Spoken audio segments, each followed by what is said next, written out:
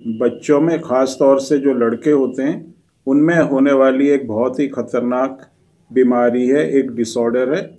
और ये जो बीमारी होती है, छोटे बच्चा जब होता है 2 साल का, 3 साल का, या कुछ बच्चों में 4 साल के जब वो होते हैं, तो इस एज में उसमें जो है सिम्टम्स दिखाई देते हैं। बच्चे को बैठ के उठने में परेशानी होना, चलने में परेशानी होना, या फिर उसको एड़ी उठा के चलना। उसके अलावा जो है उसका जो काफ मसल्स होती हैं वो मोटी हो जाना। अगर इस तरह के सिम्टम अगर आपके बच्चे को दिखाई देते हैं, मतलब बच्चे को चलने में परेशानी हो रही है, या फिर वो एड़ी उठा के चल रहा है, या बैठ के जब उठ रहा है तो ज़मीन पर हाथ रख के या घुटनों पर हाथ रख के वो उठ रहा है, अगर आपको इस तरह से कोई भी सिम्टम अपने बच्चे में दिखाई दे तो एकदम से आपको इस पे ध्यान देना है। एकदम से आपको इस चीज़ का ध्यान करना है कि आपके बच्चे के अंदर किसी तरह की कोई भी प्रॉब्लम है, मसल से रिलेटेड प्रॉब्लम है, आपके बच्चे की जो मसल्स हैं वो वीक हैं। तो इसको आपको बिल्कुल भी इस चीज़ में डिले नहीं करना है, और ये नहीं सोचना है कि इसको टाइम के साथ साथ जो ये कंडीशन है ठीक हो जाएगी। बहुत से ऐसे पेरेंट्स होते हैं कि बच्चा 10-11 साल तक का पहुंच जाता है लेकिन उनको डायग्नोज ही नहीं कर पाते। वो उनको ये पता ही नहीं चलता कि उसके बच्चे में जो परेशानी थी, जो चलने में परेशानी थी, बैठ के उठने में परेशानी थी, मूवमेंट में परेशानी थी, वो किस वजह से थी। मल्टीविटामिन वगैरह या कैल्शियम के सिरप दिए जाते हैं बच्चों को, या फिर कुछ टॉनिक्स दिए जाते हैं, और ये बहुत कई सालों तक ये मेडिसिन दी जाती हैं। उसके बाद कंडीशन दिन ब दिन ख़राब होती चली जाती है। तो पहली जो चीज़ है, हमको प्रॉपर जो डायग्नोस अपने बच्चे को करना है। इस तरह की अगर किसी भी बच्चे में प्रॉब्लम दिखाई देती है, बैठ के उठने में उसको प्रॉब्लम हो रही है, चलने में प्रॉब्लम हो रही है, किसी तरह की भी मूवमेंट से रिलेटेड प्रॉब्लम हो रही है, तो सबसे पहली जो चीज़ है, आपको उसका सीपी के टेस्ट ज़रूर कराएं।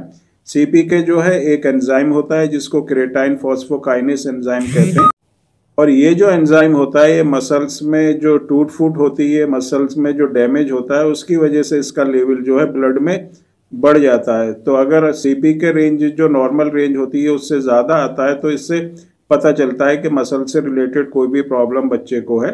फिर एकदम से ही उसको स्टार्टिंग में जैसे ही ये डायग्नोज होता है कि मस्कुलर डिस्ट्रॉफी है, मसल से रिलेटेड प्रॉब्लम है, तो बाकी आप जो है दूसरे टेस्ट भी उसके करा सकते हैं, उसकी बायोप्सी करा सकते हैं, उसका डीएनए जांच करा सकते हैं। लेकिन उस टेस्ट को कराने से पहले ही आपको उसकी मेडिसिन को यूज़ करना है। होम्योपैथिक मेडिसिन अपने बच्चे को ज़रूर देना है। होम्योपैथिक मेडिसिन देने से क्या होगा, बच्चे में जो ये प्रॉब्लम होती है ये आगे नहीं बढ़ेगी। वो जो प्रॉब्लम है वो वहीं रुक जाएगी, उसमें प्रोग्रेस नहीं होगी, मसल्स जो आगे को वीक नहीं होंगे, और बच्चा जो है, जो अभी आपका चल रहा है लेकिन बच्चे में जो है मूवमेंट है, बच्चा जो है चल रहा है, तो ये वहीं पर ये प्रॉब्लम आपकी रुक जाएगी।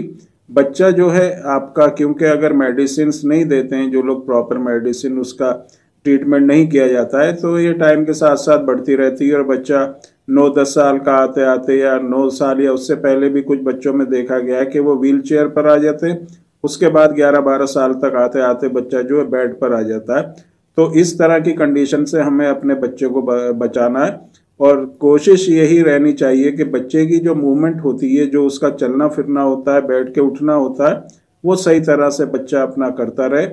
तो मेडिसिन से ये देने से क्या होगा, बच्चा आपके बच्चे में जो फर्दर जो डैमेज है मसल्स की वो नहीं होगी, मसल्स आगे को वीक नहीं होंगी, और जो मसल्स बच्चे की वीक हो गई हैं, डैमेज हो गई हैं, वो भी रिपेयर होंगी, रिवाइव होंगी, मसल्स में स्ट्रेंथ भी बच्चे को मिलेगी।